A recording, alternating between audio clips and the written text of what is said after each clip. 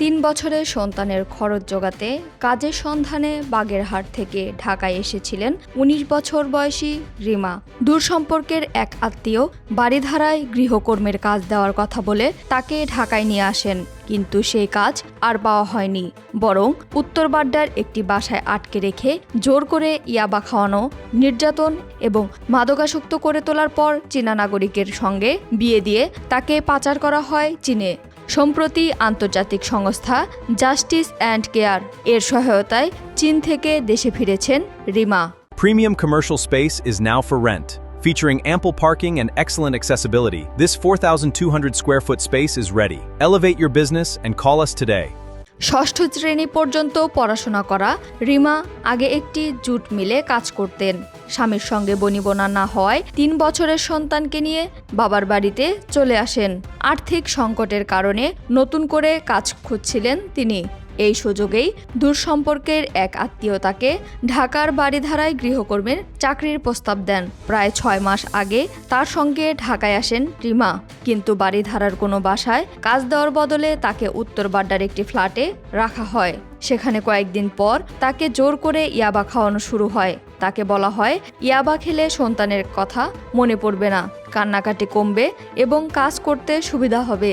কয়েকদিন এভাবে মাদক খাওয়ানোর পর তিনি আসক্ত হয়ে পড়েন। এরপর ধীরে ধীরে তাকে ইয়াবা দেওয়া কমিয়ে দেওয়া হয়। ফলে মাদকের জন্য অস্থির হয়ে উঠতেন তিনি এবং পরিবারের সঙ্গে যোগাযোগও বন্ধ হয়ে যায়। রিমাকে ইয়াবায় আসক্ত করার পর শুরু হয় আরেক দফা প্রতারণা। তার মাদক গ্রহণের ভিডিও ধারণ করে সেগুলো পরিবার ও সন্তানের কাছে ছড়িয়ে দেওয়ার ভয় দেখানো হয়। এরপর এক চীনা যুবকের সঙ্গে বিয়ের প্রস্তাব দেওয়া হয়। বলা হয় ওই ব্যক্তিকে বিয়ে করলে রিমা এবং তার পরিবার আর্থিকভাবে লাভবান হবেন। প্রথমে রাজি হননি তিনি, কিন্তু নিজের মাদক গ্রহণের ভিডিও দেখিয়ে ভয় দেখানো হলে শেষ পর্যন্ত বাধ্য হয়ে প্রস্তাবে সম্মতি দেন। এক বাংলাদেশি দালালের মাধ্যমে ঢাকার যমুনা ফিউচার পার্কে চীনা যুবক ওয়াং জেনের সঙ্গে তার পরিচয় করিয়ে দেওয়া হয়। রিমার দাবি, মাত্র একদিনের মধ্যে দালাল চক্র তার পাসপোর্ট তৈরি করে এবং চীনা দূতাবাসে ভিসার ব্যবস্থা করে। এরপর ঢাকার একটি কফি শপে তাদের বিয়ে হয়। সেখানে দালাল, তার স্ত্রী এবং আরও একজন দালাল উপস্থিত ছিলেন। বিয়ের পরও রিমাকে আগের বাসাতেই রাখা হয়। প্রায় 1 মাস পর তাকে বিমানবন্দরে নিয়ে যাওয়া হয়। সেখানে নীল ইউনিফর্ম পরা এক ব্যক্তি তাকে ও আরেক তরুণীকে উড়োজাহাজে ওঠার বাস পর্যন্ত পৌঁছে দেয়। চীনে পৌঁছানোর পর ওয়াং জেনের পাঠানো এক ব্যক্তি রিমাকে ইমিগ্রেশন পার করিয়ে হোটেলে নিয়ে যান। 3 দিন পর তাকে নেওয়া হয় ওই চীনা যুবকের গ্রামের বাড়িতে। প্রথম কয়েকদিন পরিস্থিতি স্বাভাবিক থাকলেও ভিসার মেয়াদ 6 মাস বাড়ানোর পর শুরু হয় নির্যাতন। রিমার অভিযোগ, এক রাতে তাকে অন্ধকারে বেঁধে দালালের একটি বাড়িতে নিয়ে যাওয়া হয়। সেখানে প্রায় 20 দিন তাকে আটকে রেখে শারীরিক ও মানসিক নির্যাতন করা হয়। দেশে ফেরার কথা বললে তার মোবাইল ফোন কেড়ে নেওয়া হয়। ফলে পরিবারের সঙ্গে যোগাযোগের কোনো সুযোগ ছিল না।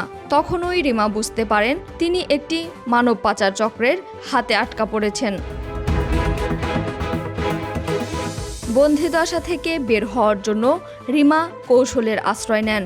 তিনি পাচারকারীদের বোঝান তার পরিচিত আরও কয়েকজন তরুণী রয়েছে যাদের চীনে নিয়ে আসা সম্ভব। তখন পাচারকারীরা তাকে জানায় প্রতিটি মেয়ের জন্য 2.5 লাখ টাকা করে পাওয়া যায়। এ কথা শুনে রিমার ধারণা হয় বাংলাদেশি দালাল আদরও একই অর্থের বিনিময়ে তাকে বিক্রি করেছে। শুধু তাই নয়, তাকে বাংলাদেশে ফিরিয়ে দেওয়ার জন্য তার পরিবার ও সাবেক স্বামীর কাছেও 3.5 লাখ টাকা দাবি করা হয়েছিল বলে জানান তিনি। একদিন চিকিৎসার জন্য রিমাকে একজন চিকিৎসকের কাছে নেওয়া হয়। সঙ্গে থাকা ব্যক্তি যখন রিসিপশনে যান তখন সুযোগ বুঝে পেছনের দরজা দিয়ে পালিয়ে যান রিমা। পরে আশ্রয় নেন একটি রেস্তোরাঁয়। সেখানে নিজের মোবাইলে থাকা নির্যাতনের ছবি এবং চীনা ভাষায় অনুবাদ করা হুমকির তথ্য রেস্তোরাঁর কর্মীদের দেখান তিনি। পরে কর্মীরা চীনের পুলিশের জরুরি নম্বরে যোগাযোগ করেন। পুলিশ রিমার পাসপোর্ট উদ্ধার করে এবং তাকে বেইজিংয়ের একটি টিকিট কিনে দেয়। বেইজিংয়ে গিয়ে স্থানীয় একটি ফোন সংগ্রহ করলেও চীনা ভাষা না জানায় যোগাযোগ করতে সমস্যায় পড়েন তিনি। পরে জাস্টিস অ্যান্ড কেয়ারের সঙ্গে যোগাযোগ হয়। সংস্থাটির সহায়তায় শেষ পর্যন্ত দেশে ফেরার ব্যবস্থা করা হয়। জীবন অবাক না করলে কে করবে? 28% মিল্ক ফ্যাটের অবাক করার সাথে ফ্রেশ মিল্ক পাউডার। জীবন অবাক করুক প্রতিদিন। পুলিশের অপরাধ তদন্ত বিভাগের মানব পাচার ইউনিটের অতিরিক্ত পুলিশ সুপার মোস্তাফিজুর রহমান জানান, তিনি বর্তমানে চীন কেন্দ্রিক মানব পাচারের 4টি মামলা তদন্ত করেছেন। ঢাকার বিভিন্ন থানাতেও এ ধরনের আরও কয়েকটি মামলা হয়েছে। ইসরাত জাহান ইমো, ঢাকা এক্সপ্রেস।